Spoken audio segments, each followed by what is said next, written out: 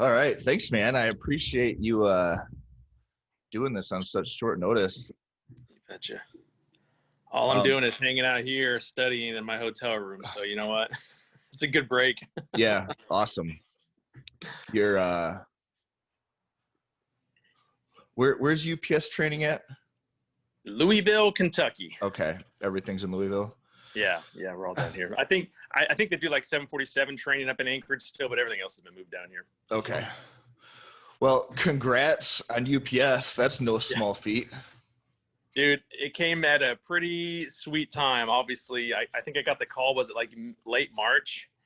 And, after COVID destroyed my company and shut everything down, and I got a CJO from United end of February. So, I mean, after everything unraveled, here comes UPS. So it was pretty awesome. Wow. That's like perfect timing all Yeah, around. dude. Because you could have taken that CJO at United a month prior, turned down UPS, and then boom, here we are. Yeah. And that was looking like a good deal. I mean, things were going gangbusters. Everybody's raving about the air. I mean, that's probably what would have happened. I would have been like, you know what? I can be a wide body FO out of San Francisco doing what I want. And so, yeah, it's very timely. And I look back, I'm like, dude, this worked out as good as it could have for me. So, yep. Good for you, man. Thanks, buddy. So you mentioned that COVID destroyed your business. Yeah. For the time being, yes. I'm speculating. So we've got international service learning, which is that shirt you're wearing, and it looks like you've got a ranch and an Airbnb as well. I'm guessing that ISL is the one that was hit by COVID primarily. Yeah, I mean, we went from we were between 3 and 2.5 million gross per year to 0 in 2 weeks. Wow. I mean, because what I do for the company is we are exclusively contracts with big universities going overseas to foreign countries doing service projects. So when they started shutting borders and schools started freaking out, it just evaporated. I mean, everything was gone. So it was very sobering to kind of watch this unravel over 2 weeks. I looked at it, and thankfully I acted fairly quickly, and I talked to the staff and my staff overseas, my staff here in the US. And I was like, guys, my initial thoughts is, it's going to blow over. It's no big deal. This is quickly becoming, the biggest deal that we've ever faced in our 25 years of operating. So I shut it down. I laid everybody off. I said, get in the unemployment line while you can. And we did that. I did get a PPP loan shortly after that, but there's just no work, so it was very sobering to see that from a strong company. I had great staff, good contracts with big name universities, to just go away was very shocking. So here I am.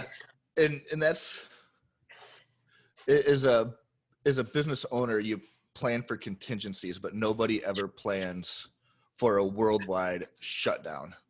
Yeah, this was real. It was unreal, because like you said, I had contingency plans for cash flow. I had a great line of credit with a great bank. All my assets were unencumbered. I'm like, dude, I can weather any kind of storm. A 6-month storm of no income, I could do that. 2 months, 3 months, not a problem. I'm looking at business maybe coming back summer of 2021.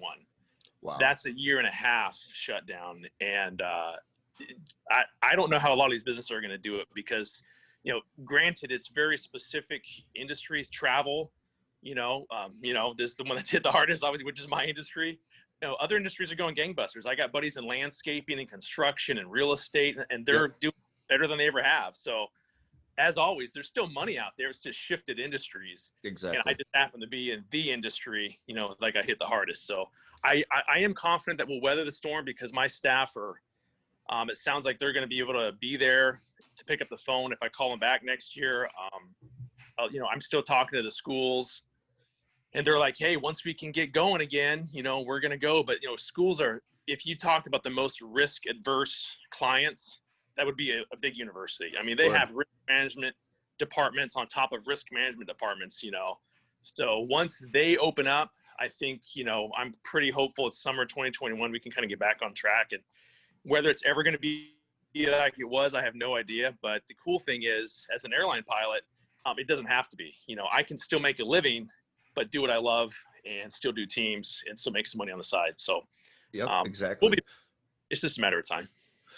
So, explain to us what international service learning is and what it does.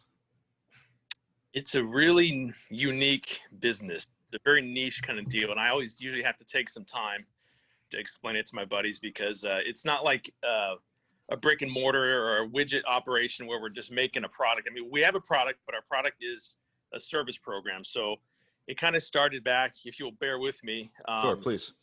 1994, my family, we moved to Costa Rica, and we lived there for about a year and a half. And my dad was a Lutheran pastor at the time. And we were just doing our like international language immersion stuff for my parents. So I was going to school down there. I was surfing all the time and just loving it, And but we started doing this program where he would take people who were down there for language school and take them to these poor communities and say, hey, you don't have to work all the time, but let's just do like a day or two and let's go help them do something, like let's just dabble in some service work. And so we started doing that as a family. And when we got back to the States, I led a team from my college back in the 90s from Eckerd College in Florida, just in St. Pete. And I led a team down to Costa Rica and had a lot of fun as a team leader. And then I kind of did that all throughout college, and the family kind of dabbled in this part-time, my dad considered it kind of mission work, even though it was not religious. It was all non-secular stuff. It was just like, hey, I don't care who you are, Muslim, Jewish, Christian, let's go overseas and just help people. And then it just kind of slowly grew for about 10 years. I was helping with the finances and doing all the business stuff. And then about 2008, 9, 10, it really started growing. And my dad is a visionary, but he's not a numbers guy. And so I was like, hey, Pop, this is getting to be a big thing, like, I mean, I can handle it, but I'm full-time military, like at that time I was in Alpha Air Force Base as an instructor. And I was like, I can do this, but if we're going to do this right and take it to the next level, I need to focus on it. And so 2013, my Palace Chase was approved. I left in May of 2013 Altus and moved back to Spokane and started running this company full time. Like that was my sole source of income, and for me, it was a big leap because going from the secure military life to jumping into full-time ISL was a big deal for my family because it's all on me, now that paycheck can be very comfortable. So it was a big jump for us, but it worked out great. We started growing, was running the company. I was still doing the guard gig kind of part-time. I was up in the Alaska National Guard and for about 3.5 years. And so we did that. And what we do is I go to say Clemson, that's one of our big clients, is I'll go to them and say, hey guys, what are you looking at for your next year for your programs? And they'll come to me and say, hey, John, we're looking at a dental program in Panama. We have 40 students that want to go do dental work in Panama. We have 15 nurses that want to do a nursing program in Costa Rica. And maybe we want to do a physical therapy program in Belize. I'm like, okay.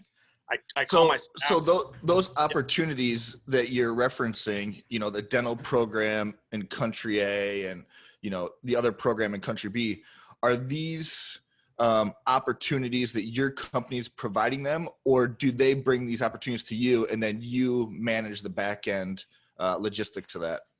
So they bring me the idea and I build the program. So with my doctors, nurses, full-time staff in 13 countries that build the program. So I say, hey guys, Clemson called, they want a dental program. What do we got?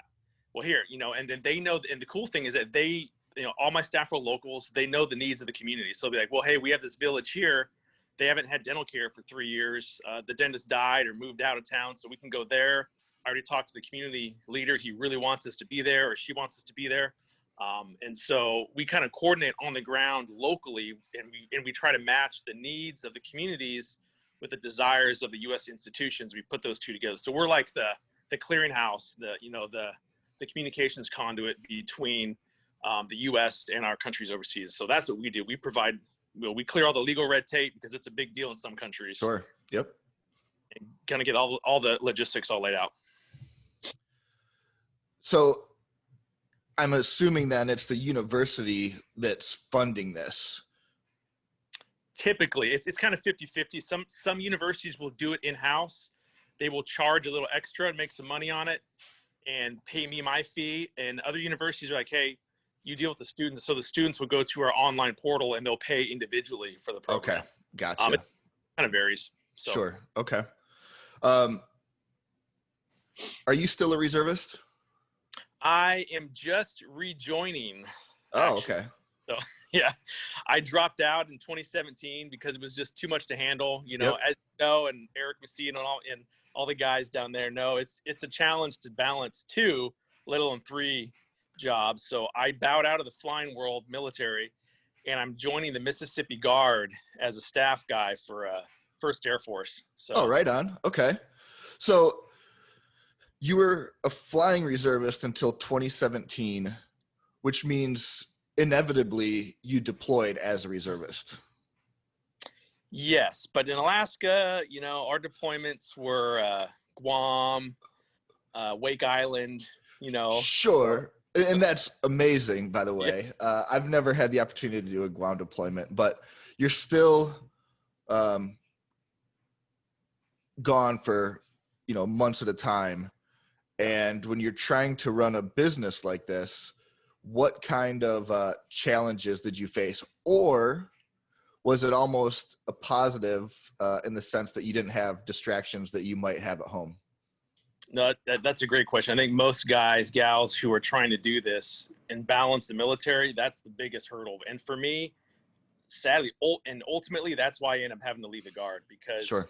I went on a trip where I was in Wake Island. I had no internet for like 4 days, and it was right in the middle of a busy season, and it destroyed me. I was like, I cannot do this, man. Like, my company is bringing in way more money than this Guard gig, and here I am sacrificing revenue and contacts and teams for sitting around in Wake Island trying to kill rats, you know. So, so I was that was kind of the breaking moment where I was like, I need to reshift my priorities and find something else because that was, you know, and that was only, I think that was a 19-day trip. And I was in good contact when I was in Japan, good internet. If I had good internet, I could send emails and do phone calls. I actually bought a satellite phone and Iridium phone, and I had that with me, and that wasn't working. I mean, I was trying everything I could to stay in contact with my staff. It just didn't pan out. So that's ultimately, yes, that's why I had to leave because my company, I can be gone for a week, maybe 2, because I got great directors, but you start pushing that envelope where I'm not there. And there's decisions that have to be made because whether it's a financial deal or a pricing for a program that I still want to be involved in, it just wasn't working out. So huge challenge.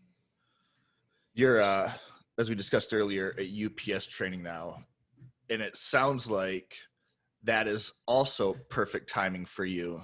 Since there's nothing going on with the business, you can dedicate all the brain power to learning your new airplane. And then once you get through IOE and all that good stuff, business starts coming back. Now it's just managing the 2 schedules per se. Probably it'll be your biggest hurdle. But I guess that's kind of why we started this podcast, is because pilots typically have the luxury of a lot of time and a lot of money. And for anybody that has any, you know, inspiration or the entrepreneurial bug whatsoever, it only makes sense that this is the career field where you have a side job. I'm speculating that when business comes back, UPS will be your side job, but it's a fun side job to have. Definitely. You also have a lot of property out in Washington and a couple businesses associated with that. Would you like to go there for a minute? Yeah. So that, you know, I always tell guys, because I've had a lot of buddies ask me about starting businesses and whatnot, you know, and I've dabbled in all kinds of weird stuff. I was diving for sea cucumbers in Alaska. I was running an electrical company in Seattle with a buddy, you know, and ultimately it all boils down to you have to be devoted to whatever you're in. You have to know the industry. You can't just be like, hey, I want to buy a trucking company, and you know nothing about the process, because it's just, unless you're willing to dive in there and learn it and do it, it's just not going to work out. And so, you know, I had some good lessons I learned on the way, but, you know, my passion has always been outdoors, hunting, surfing, fishing, whether, you know, whatever it is outdoors, you know, that's what I love.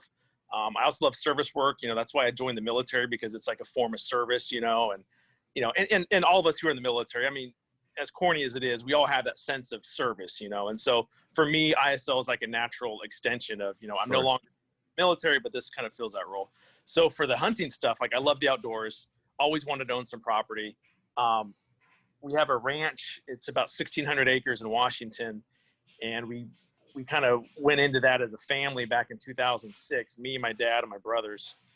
Ultimately, everybody kind of dropped out because the expenses and the maintenance was really high.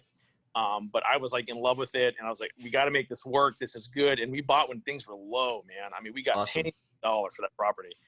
And I've been adding on to it, like over the years. But at first I wasn't sure what to do, because it's a big chunk of property. Like, what do you do with it? Well, you could harvest the timber on it. You could do that kind of stuff, but that's pretty finite, and when that's gone, you got to wait 30 years to do it again.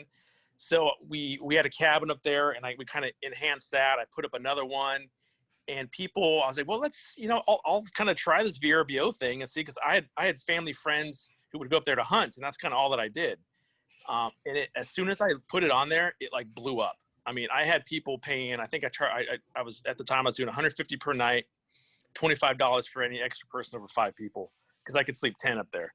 Okay. So on a full night, I'm getting $275 per night, and I was full for months out. I mean, every day, and so I'm like, this is a really good deal, because it's flow through. I had a cleaner. The biggest thing for me was finding someone who could clean the cabins continuously in between the guests, especially now with the COVID, but even back then.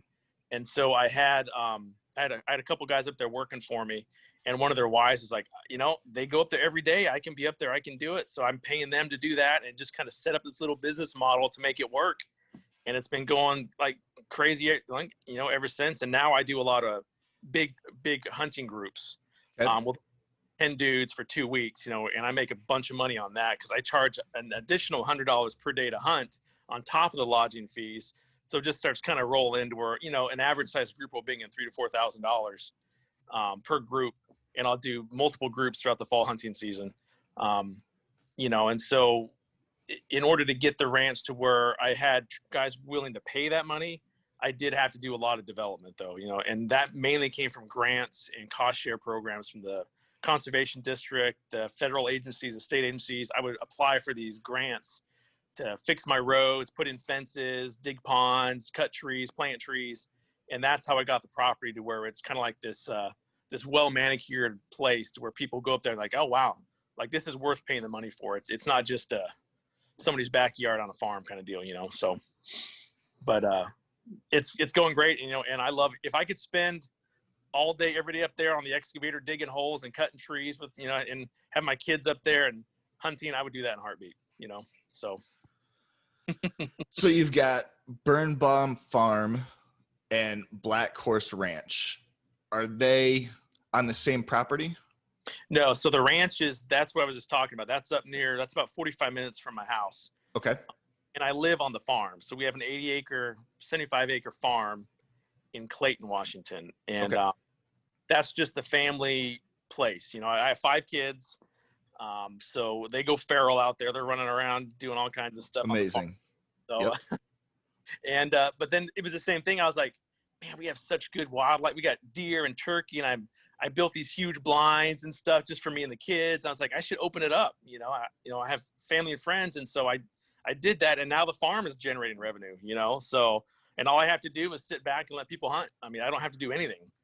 So just by opportunity, kind of seeing that there's an opportunity for access, especially in Washington, it just kind of panned out to where now I'm running the farm hunting stuff, and then the ranch, VRBO, Airbnb, glamping hub, hip camp, land trust.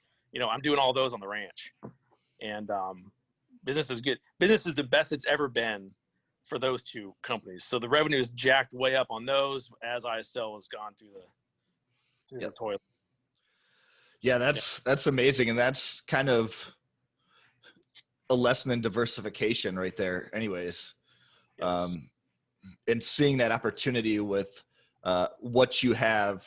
I mean, sounds like you bought these things, for you and your family, but you figured out a way to monetize the things you love with very little negative impact to your day-to-day family life. Your Airbnb page for Black Horse Ranch looks like you're 100% green with hydro and solar. Mm-hmm. Is that something that you installed, or was that already there when you purchased the property? We put that in. It was raw land when we got it. Okay. So it's been, a massive labor of love, huge money pit for developing property. I mean, as anybody knows who has property, you spend $1 every minute you're on the property. You're just dumping money into it, Mm-hmm. So, but we did that because to bring in power, we were miles away from power. It would have cost, I think it was $120,000 to bring in power. Okay. Like, yeah, we're not going to do that. So we looked at alternatives, and for us, there's creeks everywhere. There's lots of water with a lot of good elevation. And we're like, let's do hydropower. We have that's 24/7 generation. So we put in a pipeline that goes down to a powerhouse that runs the turbines 24/7 and a couple backup solar panels on the back of the cabin. And so now we're off grid, and honestly, that has become a big selling point because people love the idea of being out in the woods, being off grid, especially people from the Seattle area. They're all over the zero footprint carbon free stuff, and Yes. so Yep. they're eating it up, so. I don't know. I would love to be off the grid. It's like, like you said, a nice little ranch in the valley and get away from everything. It's cool. And we're gonna do the same thing on the farm. I was so in love with the idea, and I liked being off grid, and for the tax reasons too. You get great tax benefits. Back then, I think it's less now, but back then it was a 30% tax credit on money spent for the development of a renewable source. So I put in a big solar system on the farm. Okay. And so now the farm's off grid, and I'm selling power back and getting a check from the power company every year, and so it's just, if you have the initial capital to do it, and you need the tax write-off, it's just a no-brainer. And for me, when I'm gone and there's a windstorm, the power shuts down, the solar panels charge the batteries. If they are gone, the generator kicks in and charges the batteries, and everything's good. Amazing. So it's a peace of mind for us too. Yep, so. Absolutely. That's great. Yeah. So Washington is your headquarters. Mm-hmm. It's actually Kellogg, Idaho now. Oh. Washington has a very, very anti-business mentality, okay, especially lately with taxes and rules and regulations. And so I moved the company just across the border into Idaho. So how far are you from Boise? We're a few hours from Boise. We're literally, like Coeur d'Alene is. Yep. It's just down the road from Coeur d'Alene. So we're in Kellogg, which is like, it's a probably 30-minute drive from Coeur d'Alene if you keep going east. So we're literally, I can drive to the office from my house in an hour and a half. Okay. But it was just far enough in there. We have a good community there. Kellogg love us. They love us. We were renting a building right in the little downtown area, so it's a much better fit for us. They want us there. The taxes are awesome. So for me, it was just, there was no place to go. And if I could move my land to Idaho or some other place right now, I would do it in a heartbeat, but sure, that's not going to happen. Yep. Yeah. Boise, we've done several TDYs there, and it's a hidden gem. Yeah, totally. I love Boise. But yeah, so it sounds like your next set of hurdles is being in Washington/Idaho. Reservist, I think you said, in Mississippi, or guard? Reservist? Guard. Okay. And then being in Memphis with UPS, although you probably don't know your domicile yet, but it sounds like you're going to be spending a lot of time traveling outside of UPS in the near future. Mm-hmm. Yeah, the cool thing about the guard unit, it's a great unit. They'll let me do quarterly drills. So great. 6 days every 3 months, and just go down there and get it all done. Sure. I can grab orders in NORAD or DC or Tyndall and kind of get my 2 weeks of the year done. So it's a really laid back, great staffing. They basically augment staff is all. Any kind of A staff, this unit will augment it. Okay. I don't have to do any of the beans for training, for flying. Now all I got to do is like stapper and all the other, all the stuff that we really don't like. I still have to do that, but Yep. Just that. So I'm thinking I could get it done. I only have like 4.5 years left. Okay. So I think I can balance it based Yep. on their, but like I said, this is unknown territory, man. 2020 has been nuts for me. So I'm like diving into all this new stuff. So, like we might talk next year and I'll be a broken man, so I have no idea. Based on your track record, I have a feeling that you'll find a diamond in the rough somewhere along the way to get you by financially and emotionally, because it sounds like everything you're doing is stuff that you absolutely love. It is. And you've built your business and your life around things, that you love, which is pretty impressive. And I think that's, one way that entrepreneurs, a lot of them go years without making a dollar or just barely getting by before they have their breakthrough moment, if they ever do. But the process, and the vision and the dream it's in many cases is more valuable than money. Get out of bed excited regardless of your financial situation that day. So, and like you were saying, Tyler, for us as pilots, it's such a big position, man. I mean, granted, I was making it work without that pilot income because I wasn't making any money. I actually did a little firebombing gig for 3 years in between my guard stuff and my UPS stuff, just to stay current, because I knew I really can't let this flying skill lapse, because once you let it go, it's gone. Yep. And I'm glad I was smart enough to understand I need to stay current and keep my foot in the aviation world, because that's my skill. I mean, that's my trade, and so I did some firebombing with the MD-87. It was a blast, but it was very seasonal, very part-time, but it kept me current. And so, by doing that and having that aviation income, now that I'm with UPS, that is going to take off a lot of pressure as a self-employed guy. Because I'll tell you what, that paycheck, it looks really nice when you're a self-employed and you're looking month to month and you're looking at the low season and how to make bills and pay your staff.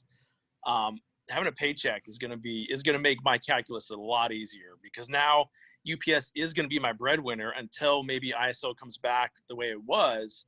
Yep.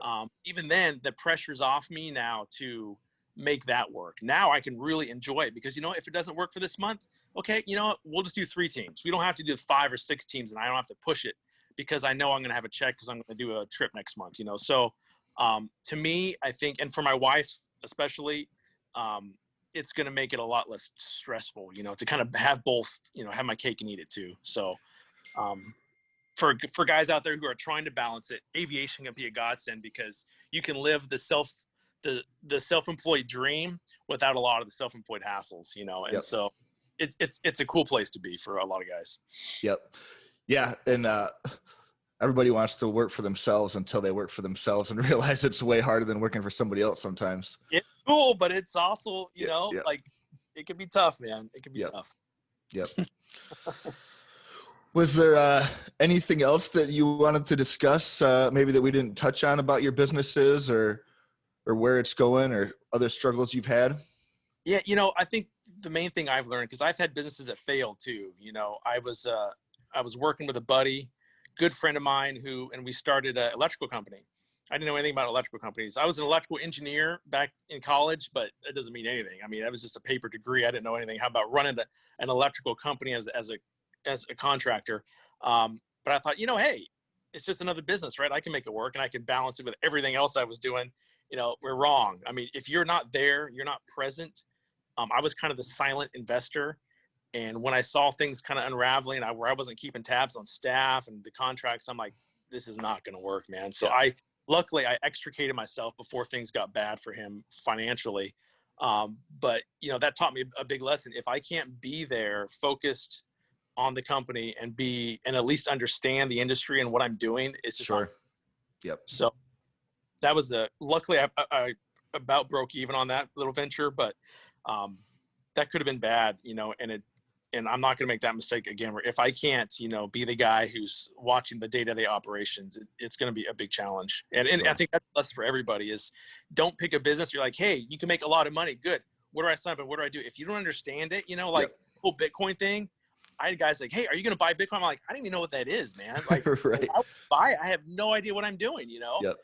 But so, don't chase the money, chase the ideas and the business plan. The money will come if it's if it's a good plan, you know, and Yep. you're good and you have a niche that you can exploit, or capitalize on rather, then you'll do fine, you know. And my other little venture that paid extremely well, that kind of also taught me that there's opportunity out there, was when I was active duty.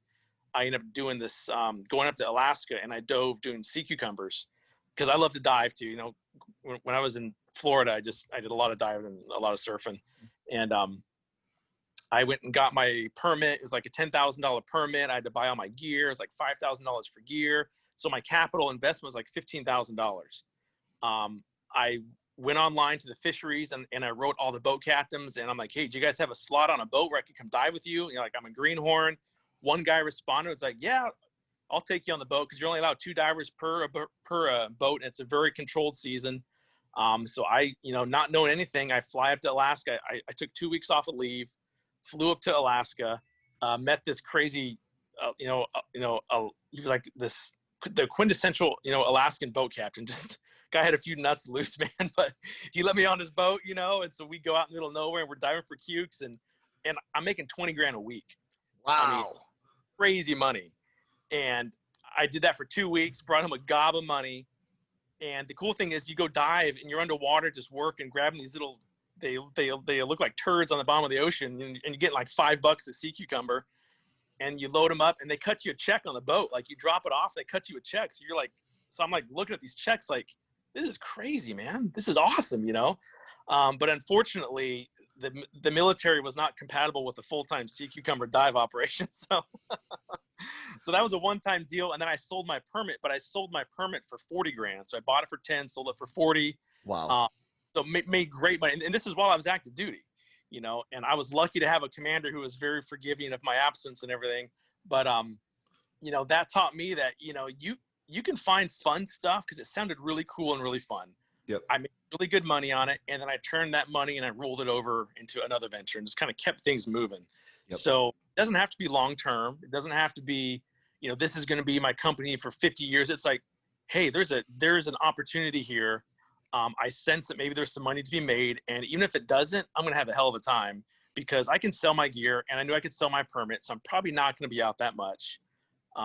And so for me, that, you know, that was a lot of fun. It was lucrative, and it taught me that there's all kinds of funny opportunities out there. If you're willing to take the chance Yep. and do the work, you know, it's going to make it happen. So, yeah, that's a great story. It sounds like everything that you've done and that you do, it's like you get an idea and you just execute on it.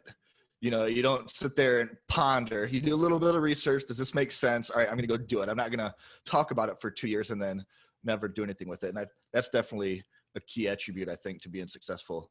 I would agree. Try it. Just Yep. try it. Yep. See sticks. You know, if you make a buck, maybe you can make $2. You know, if you do it again, you know, or you double the output. You know, but you just don't know. So Yep. I would encourage guys, if they're sitting on the fence waiting for the perfect business plan, it's not going to happen. You know, just try something. If you have an idea, just do it. You know, there's probably a way to do it cheaply and not have to wait for the infrastructure or the investment. You know, like I was talking to my buddy, our mutual friend, Eric Messino, you know, he's got the skill set, you know, his trade craft, being a karate guy, just like our trade craft, was to find a way to get that out to people, because business is people, you know. Yep. It's all about people. And so he found a way to make that work. And he's tried all different things. He's done the online thing. He's a small dojo, a large dojo. You just have to find something that works, you know, and you learn lessons along the way to do it better. But just starting is how you got to do it, you know. And so I have a lot of friends that are self-employed, and that's how most of them did it. It was just, you know, I'm going to work hard and I'm going to try it, and let's see where it goes. So, and you mentioned business plan too. They're not always needed. Like if you're an expert in your industry, right, you know, but if you just have an idea and it's an industry you might not be an expert in, a business plan, go to Microsoft Office and download a template. And what that does more than anything is it guides you and it kind of teaches you what you don't know that you need to know about that specific idea.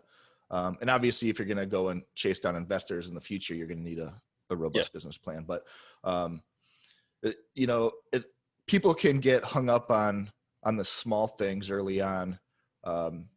They can get hung up on legal, and while it's necessary, lots of times, if you're just starting out, you just have an idea, you spend money on legal and you're going to not have a product or service because you can't build that idea out because you spend it all on attorney fees. So it's definitely a juggle and a prioritization, and risk is the inherent word in the definition of entrepreneurship. So mitigate that risk and then execute on it. And, hopefully the chips fall where they may. And it sounds like, you start off this conversation talking about how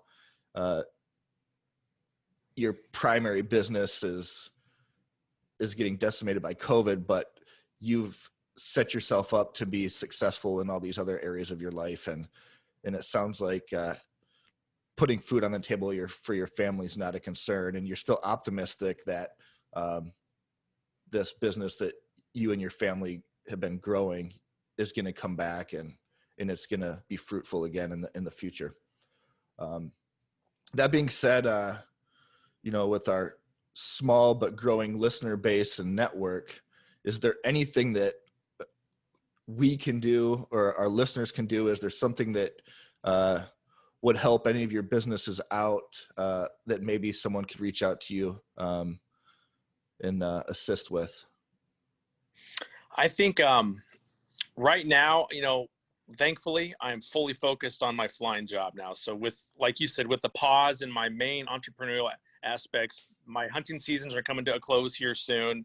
So I'm going to shut down the ranch for the next few months. My focus will be on UPS. And so thankfully, I'm going to be just neck deep in that and kind of growing that. But, I'm always looking for ideas for small business support. I think the big thing that I was always kind of longing for was a community where folks come together and be like, hey, this PPP loan, this small business 7 alpha line of credit, what does this mean? Like, what are the strings? I want to do a federal grant for this. What does that mean? And most of us have to learn by process of trial and error. And a lot of us get discouraged because the paperwork hurdles are so large. You're like, what am I signing for here? Do I have to get a lawyer to certify this? What does that mean? And so having a network and a resource group that you can call upon and talk to and ask questions is huge. And I didn't have that. And, I had a lot of hard lessons learned, a lot of expensive things I had to learn with lawyers and accountants that cost me tens of thousands of dollars, that if I would have been able to ask a group of professionals who are maybe in the similar situation that I was in, what does this mean and what would you do? That would have helped me kind of cage my reference point of, okay, this is the smart way to go. So I would love to reach out to people if there's other groups out there, who have issues with like right now, the PPP loan forgiveness, because I pulled out 2 of those from my company. And I'm going to be going through the process now in the next few weeks of trying to get that forgiven by the government by showing them proof that I spent it on the allowable expenses. And so I bet there's gonna be a lot of questions on that. I'm gonna have questions too. And, having a group or a small list of people that we can talk to would be good. Because I know I've talked to Eric about it. I've talked to my buddy Josh about it. I've talked to my buddy Kelly about it, because we all got loans. And it's like, what do I do for the next step? And the laws are changing constantly. So it's like a moving target, man. So if people are experienced with that and then they're doing that, I think it'd be great if we could kind of pool our resources and our knowledge base. And because for me, that's the big next step. So, maybe in a few months we can chat again, and we could do a hot wash, so to speak, of your PPP experience. What you learned that could benefit people that have taken advantage of that. That's definitely the scary thing with getting in bed with the government, is all that red tape. And while it's there, it's almost like some of the processes put behind it is to discourage people from taking advantage of the services they're providing. But yeah. One thing, Tyler, is I would tell people, don't be afraid, because you and we've been in the federal government. We know it's not this big nefarious organization. They don't know what they're doing, man. So that's the thing. Don't be afraid to jump in there, because it's not like they're going to destroy you and show up at your door at night with, a bunch of black cops, Right. Yep. Yeah. Yep. It's, I think a lot of it like you said, it's not nefarious, it's ignorance. You know, it's just like, don't be afraid of this organization. yeah, I mean, exactly. do things wrong, sure, you know, but Yep. I talked to a lot of people, especially for my grants and cost shares for the federal stuff, for the ranching stuff. People are so afraid. Well, I don't know what it's like. They're just a bunch of bureaucrats running this thing. They want numbers. They want to make it look good. Do the paperwork, dot your I's, cross your T's, and it's not a problem. It's free money. It's taxpayer money to help you do whatever you want to do. All that you have to do is sign the line that says, I'm going to do this. And you have the right to audit it and come look at to ensure that I've done it. And that's it. You know, it's really not that big a deal. And a lot of people, especially people who never worked for the government, it's a big scary thing, you know. And so I'm constantly pushing people to don't worry about it. Go do it. Yeah. I think the one last piece of advice that kind of caveats what you were saying that I would tell people that I wish I would have been told was, like you said, don't be afraid to start. And I used Rocket Lawyer.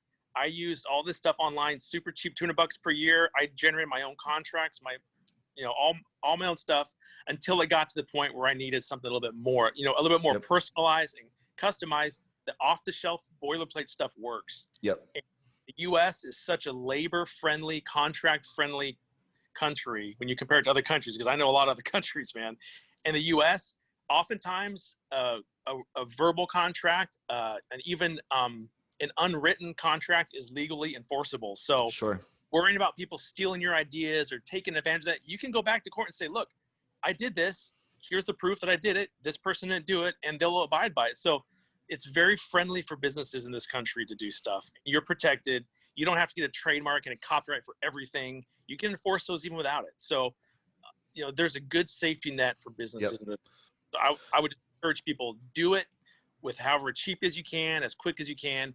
And then as time and circumstances require you to, you can add on to it. So that was something I wish I would have done that more early on instead of waiting to do the perfect project, So. I'm glad you brought that up, because a lot of people, like you said, slow down, or they never execute because they're afraid that their idea is going to be taken. But the people that do execute are already executing on their own stuff. So they don't have time to execute on your idea. And like you said, it's protectable. So a lot of times you're not able to figure out what your fully formed idea is unless you get feedback from people in the industry that you need, that you're trying to break into. So Totally. But well, I've taken enough of your time today. Thanks again, man. Good luck with UPS, and let's chat again in the future. You betcha, Tyler. Thanks, buddy. All right, dude. Take care. Thanks a lot. See ya. Bye.